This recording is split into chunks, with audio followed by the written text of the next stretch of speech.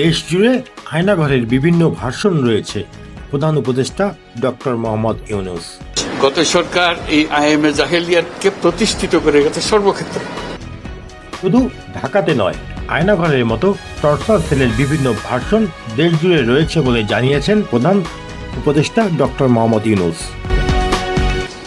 মানুষের মনুষ্যত্ববোধ বলে কোনো জিনিস যা আছে সেটার থেকে বহু গভীরে নিয়ে গেছে এটা নিশ্চিহ্ন করার জন্য।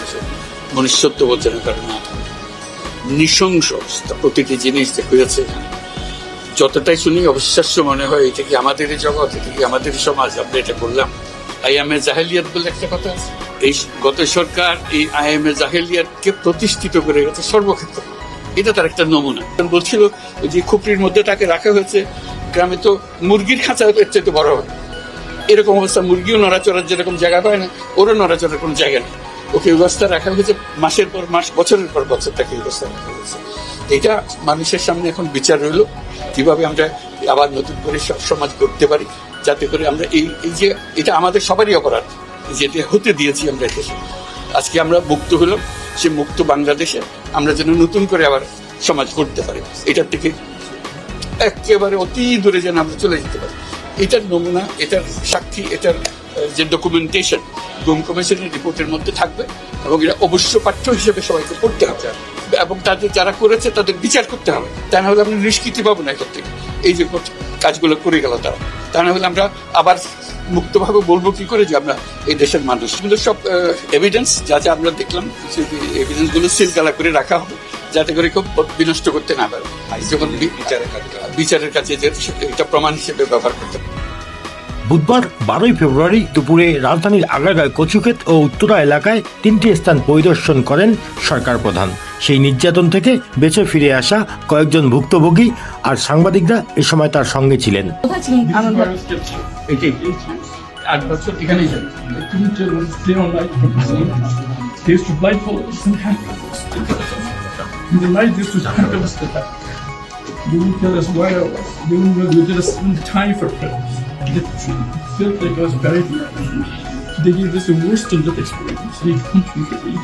আয়নাঘর পরিদর্শন শেষে উপস্থিত সাংবাদিকদের অধ্যাপক ডক্টর মোহাম্মদ ইউনূস সাংবাদিকদের বলেন, বিভৎস দৃশ্য, নিঃসঙ্গ জিনিস হয়েছে এখানে। তিনি বলেন, যতটাই শুনি মনে হয় অবিশ্বাস্য। এটা কি আমাদেরই জগৎ, আমাদেরই সমাজ? যারা নিগৃহীত হয়েছেন তারা আমাদেরই সমাজে আছেন।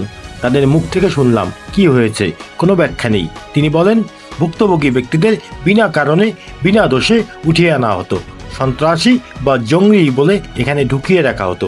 তিনি বলেন, এই রকম টর্চার সেল নির্যাতন কেন্দ্রে সারা দেশে আছে।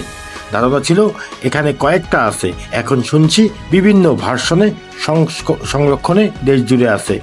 সংখ্যাও নিরূপণ করা যায়নি। আয়নাঘরের সংখ্যার বিষয়ে তিনি বলেন, কেউ বলে 700, কেউ বলে 800। সংখ্যা নিরূপণ করা যায়নি যে কতটা আছে, কতটা জানা আছে, কতটা অজানা রয়ে গেছে। গত সরকার আইএমএ জাহেলিয়াত যুগ নমুনা সৃষ্টি করে গেছেন সর্বক্ষেত্রে। এটা তার একটা নমুনা। যারা এমন অপরাধের সঙ্গে জড়িত তাদের সবার বিচার করা হবে। আপনারা সবাই সঙ্গে ছিলেন, কাজে আমার নতুন করে বলতে হবে না। যা যা দৃশ্য, যা যা কথাগুলো বলা হয়েছে, এটা বর্ণনা যদি দিতে হয়, শব্দ যদি ব্যবহার করতে হয়, তাহলে বলতে হবে একটা বিভৎস দৃশ্য। এটা মানুষের মনুষ্যত্ববোধ বলে কোনো জিনিস যা আছে সেটার থেকে বহু গভীরে নিয়ে গেছে এটা নিশ্চিহ্ন করার জন্য। মনুষ্যত্ববোধ যেন কারণ না থাকে, নৃশংস অবস্থা। প্রতিটি জিনিস যে হয়েছে এখানে যতটাই শুনি অবিশ্বাস্য মনে হয়। এটা কি আমাদেরই জগৎ, এটা কি আমাদেরই সমাজ, আমরা এটা করলাম। এবং যারা নিগৃহীত হয়েছে, যারা এটা শিকার হয়েছে, তারা আমাদের সঙ্গে আছে। তাদের মুখের থেকে শুনলাম কিভাবে হয়েছে, কোনো ব্যাখ্যা নেই। এটা ব্যাখ্যা থাকলে কিছু একটা হলে মানুষ বোঝে যে এটার কারণ ছিল। এটা বিনা কারণ রাস্তা থেকে উঠিয়ে আনার মতো, বিনা দোষে কতগুলো সাক্ষী সাবুত হাজির করে সেই ওই এক্সপ্লোসিভ কতগুলো গাড়ির ভেতরে ধুয়ে দিয়ে তারা বলছে তুমি সন্ত্রাসী, জঙ্গি, এইগুলো বলে বলে তাকে নিয়ে আসা হয়েছে। এবং এইরকম ইন্টারোগেশন সেল, এরকম টর্চার সেল, এরকম টর্চার সেল সারা বাংলাদেশ জুড়ে আছে, সেটাও শুনলাম আজকে। আমার ধারণা ছিল যে এটা বোধহয় এখানে আয়নাঘর বলতেছি কয়েকটা আছে, এখন শুনতেছি আয়নাঘরের বিভিন্ন ভার্সন সারা দেশ জুড়ে আছে। কেউ বলে 700, কেউ বলে 800। এতে সংখ্যাও নিরূপণ করা যায়নি পর্যন্ত, কতটা আছে, কতটা জানা আছে, কতটা অজানা রয়ে গেছে সেই জিনিস। আমরা এমনি শুনি আইএমএ জাহেলিয়াত বলে একটা কথা আছে। এই গত সরকার এই আইএমএ জাহেলিয়াতকে প্রতিষ্ঠিত করে গেছে সর্বক্ষেত্রে, এটা তার একটা নমুনা। আর আমি কমিশনকে ধন্যবাদ জানাচ্ছি, তারা বহু কষ্ট করেছে। অন্যান্য কমিশন তো তারা করেছে, অন্তত তারা নিজেদের ঘরে বসে করতে পেরেছে। এদেরকে গুম কমিশনের যেটা, তারা কোদাল আর এগুলো আবিষ্কার করার জন্য আসতে হয়েছে, তাদেরকে বের করার জন্য। কিসের মধ্যে লুকিয়েছিল, কারা কি করেছে, এখনো ধ্বংসাবশেষ আমরা দেখতেছি। কাজে আমরা দেশের যে চূড়ান্ত অবনতি, চূড়ান্ত রূপ দেখলাম, সর্বক্ষেত্রে এটা তার একটা প্রতিচ্ছবি। কাজে গুম কমিশন যেটা আমাদের সামনে নিয়ে আসলো, সেটা হলো যে কি পরিমাণে একটা দেশকে সর্বদিকে ধ্বংস করা যায়, এমনকি মানুষের একেবারে সামান্যতম যে মানবিক অধিকার সেটুকু থেকে বঞ্চিত করে রেখে দেওয়া হয়েছে। আজকে এটা জাতির জন্য একটা বড় চূড়ান্ত রকমের একটা ডকুমেন্ট হবে। আপনাদের সাক্ষী রেখে আপনাদেরকে নিয়ে এসে আমরা শরিক হলাম এটাতে। যারা এই ভুক্তভোগী তাদের সঙ্গে কথা বললাম, কয়েকজনের সঙ্গে। ভুক্তভোগীদের সংখ্যা আমার জানার মতো 1700 প্লাস, 1750 প্লাস এরকম যারা ভুক্তভোগী। অজানা কত এটা তো আমরা জানি না, কেউ বলে যে এটা 3000-এরও বেশি হবে। কাজে সেটাও আমরা ধরে নিলাম যে একটা সীমারেখা দরকার, যেটা আমরা অজানা, এটা কেউ প্রমাণ দিতে পারেনি। এই যে উদাও হয়ে গেছে, মানুষ নিশ্চিহ্ন হয়ে গেছে, কেউ বলতে পারছে না সে কোথায়। তার মেয়ে আপনাদের সামনেই ছিল আজকে, যে বলছে আমার মাকে কোথায় নিয়ে যাওয়া হয়েছে। আজ 9 বছর করে, 9 বছর ধরে আমরা আর খোঁজ পাইনি। সে নিজেও ছিল, 11 বছর বয়সে ছিল, সে মায়ের সঙ্গে ছিল, তাকে রেখে মাকে নিয়ে চলে গেছে। এই হলো সামান্য একটা দৃশ্য। এই দৃশ্য বড় করুণ দৃশ্য। এবং এটার কঠিনতম যে লেসনটা হলো, যারা করেছে তারা আমাদেরই সন্তান, আমাদেরই ভাই, আমাদেরই ঘনিষ্ঠ আত্মীয়, তারাই করেছে।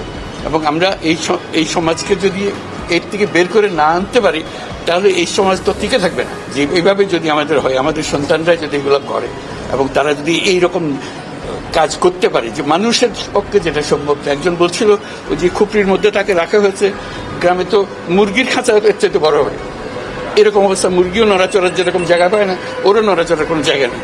ওকে ব্যবস্থা রাখা হয়েছে, মাসের পর মাস, বছরের পর বছর তাকে ব্যবস্থা রাখা হয়েছে। এটা মানুষের সামনে এখন বিচার রইল, কিভাবে আমরা আবার নতুন করে সব সমাজ করতে পারি, যাতে করে আমরা এই যে এটা আমাদের সবারই অপরাধ, যেটা হতে দিয়েছি আমরা দেশে। আজকে আমরা মুক্ত হলাম, সে মুক্ত বাংলাদেশে আমরা যেন নতুন করে আবার সমাজ করতে পারি, এটার থেকে একেবারে অতি দূরে যেন আমরা চলে যেতে পারি। এটার নমুনা, এটার সাক্ষী, এটার যে ডকুমেন্টেশন গুম কমিশনের রিপোর্টের মধ্যে থাকবে, এবং এটা অবশ্য পাঠ্য হিসেবে সবাইকে পড়তে হবে, এবং তাদের যারা করেছে তাদের বিচার করতে হবে। তা না হলে আমরা নিষ্কৃতি পাবো না এটার থেকে। এই যে কাজগুলো করে গেল তারা, তা না হলে আমরা আবার মুক্তভাবে বলবো কি করে যে আমরা এই দেশের মানুষ, আমরা পরিষ্কার। যারা করেছে তাদের জন্য আমরা কেন মুক্তভোগী হতে যাব? তাদের সে বিচার করবো, জনসাধারণ বলবো যে হ্যাঁ এটা উচিত বিচার হয়েছে, তখন আমরা এটার থেকে মুক্তি পাবো। সেটাই হলো আমাদের আবেদন দেশের সবার কাছে, এই বিচারটা যেন আমরা করে ফেলতে পারি। এইগুলো সব এভিডেন্স, যা যা আমরা দেখলাম, এভিডেন্সগুলো সিলগালা করে রাখা হবে, যাতে করে কেউ বিনষ্ট করতে না পারে। যখন বিচারের কাছে যে এটা প্রমাণ হিসেবে ব্যবহার করতে পারে, সেই হিসেবে আমরা থাকি। ক্ষতিপূরণ হিসেবে আমরা দেখি না, আমরা দেখছি যে ন্যায় বিচারটা তার জন্য হয়, অতি তাড়াতাড়ি হয়। যে বিচার দীর্ঘসূত্রিতায় পড়ে থাকবে, সেই জন্য এটা থেকে নিষ্কৃতি পায়, এটা আমাদের ফার্স্ট প্রেফারেন্স। তারপর দেখা যাবে তাদের কি করা যেতে পারে। তার জীবনটা ফিরিয়ে দিতে পারবো না, যে জীবনের মাধ্যমে সে গেছে। অন্তত দেখলাম মনে সান্ত্বনা হবে, আমি জায়গাটা দেখে এসেছি।